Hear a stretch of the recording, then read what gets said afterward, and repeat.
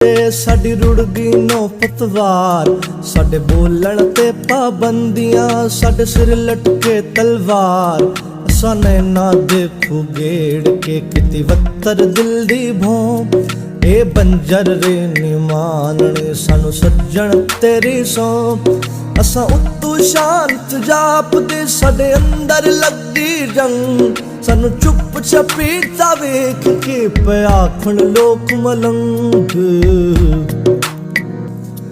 असां खुब्बे गम दे खोबड़े साडे लंबे हो गए केस, पाताने बाणे सोचदे असां बुनदे रहिंदे केस।